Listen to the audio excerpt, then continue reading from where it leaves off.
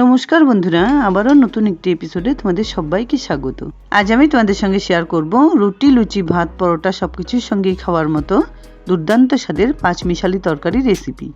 রেসিপিটি ভালো লাগলে ভিডিওটাকে একটা লাইক দিয়ে আর এরকম নিত্য নতুন রেসিপি পাওয়ার জন্য চ্যানেলটাকে সাবস্ক্রাইব করে নেবার অনুরোধ রইল।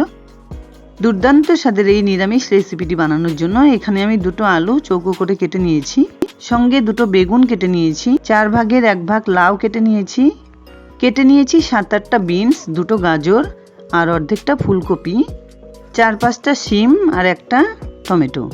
আর এখানে নিয়েছি 7-8টা ডালের বড়ি, ঝাল অনুযায়ী 7-8টা চেরা কাঁচা লঙ্কা, হাফ কাপ মটরশুঁটি, আর এখানে গোড়া সহ 200 গ্রাম পালং শাক নিয়েছি।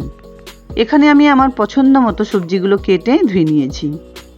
তোমরা চাইলে কিন্তু তোমাদের পছন্দ মতো সবজি এখানে ইউজ করতে পারো। বাঁধাকপি, ফুলকপি রান্নার আগে আমি একটু ভাপিয়ে নিই, তাই এখানে 1.5 গ্লাস পরিমাণ জলের সঙ্গে হাফ টিস্পুন নুন দিয়ে জলটা ফুটে এলে কেটে রাখা কপির টুকরোগুলো দিয়ে দিচ্ছি। 1-1.5 মিনিট টকবক করে ফুটিয়ে জল থেকে তুলে নিলাম। কপি রান্নার আগে এভাবে একটু ভাপিয়ে নিলে যেমন ডিসইনফেক্টও হয়ে যায়, তেমন কোনো রকম গ্যাস হওয়ারও সম্ভাবনা থাকে না। এবার একটা কড়াই গরম করে 2-3 চামচ তেল দিয়ে দিচ্ছি। বেশিরভাগ রান্না আমি সাদা তেলেই করি, তোমরা চাইলে কিন্তু অবশ্যই সর্ষের তেলে করতে পারো। বেশ ভালোভাবে তেল গরম করে নেবার পর ডালের বড়িগুলো দিয়ে গোল্ডেন ব্রাউন কালার করে ভেজে নিতে হবে। ডালের বড়িগুলো ভেজে তুলে নেবার পর কপিগুলো ভেজে নিতে হবে। আর কপি ভাজার সময় কোনো রকম নুন হলুদের ব্যবহার কিন্তু আমি এখানে করিনি। হলুদ তবুও দেওয়া যেতে পারে, কিন্তু নুন দিলে কপিগুলো ঠিকমতো ভেজে নেওয়া যাবে না, আগেই জল ছেড়ে দেবে। তাই নুন হলুদ ছাড়াই কপিগুলো ভেজে নিলাম। এবার ওই তেলে ফোড়ন হিসেবে দিয়ে দিচ্ছি হাফ টিস্পুন কালো জিরে, একটা তেজপাতা আর একটা শুকনো লঙ্কা। আমি এখানে আরও 1 চামচ তেল অ্যাড করে দিলাম। ফোড়নটা হালকা একটু নাড়াচাড়া করে দিয়ে দিচ্ছি 1 টেবিল স্পুন আদা বাটা। এরই সঙ্গে দিয়ে দিলাম একটা টমেটো কুচি, দিয়ে দিচ্ছি হাফ কাপ মটরশুঁটি, 7-8টা চেরা কাঁচা লঙ্কা। একটু নাড়াচাড়া করে সমস্ত সবজিগুলো একে একে দিয়ে দিচ্ছি। নিরামিষ তরকারি তো আমরা অনেকেই অনেকভাবে রান্না করে নিই। পালং শাক, লাউ, ডালের বড়ি দিয়ে এভাবে যদি একবার রান্না করে খাও, তাহলে দেখবে বারবার এভাবেই রান্না করতে ইচ্ছে করবে। সবজিগুলো দিয়ে দেওয়ার পর মিশিয়ে দিচ্ছি পরিমাণ মতো নুন, 1 টিস্পুন হলুদ গুঁড়ো, 1 টিস্পুন জিরে গুঁড়ো, 1 টিস্পুন ধনে গুঁড়ো। এবার খুব ভালোভাবে ওপর নিচ নাড়াচাড়া করে সমস্ত সবজিগুলো একটু এভাবে রান্না করে নিতে হবে। কিছুক্ষণ নাড়াচাড়া করে ঢেকে 2 মিনিট এভাবে রান্না করে নিতে হবে। কিছুক্ষণ ঢেকে রান্না করে নেবার জন্য সবজিগুলো কিন্তু অনেকটা সেদ্ধ হয়ে গেছে। এবার ঢাকনা খুলে এই সবজির সঙ্গে কেটে রাখা পালং শাকগুলো মিশিয়ে দিচ্ছি। পালং শাকগুলো এখানে আমি বড় বড় 2-3 টুকরো করে কেটে নিয়েছি। এবার নাড়াচাড়া না করে ঢেকে 2 মিনিট এভাবেই রেখে দিচ্ছি।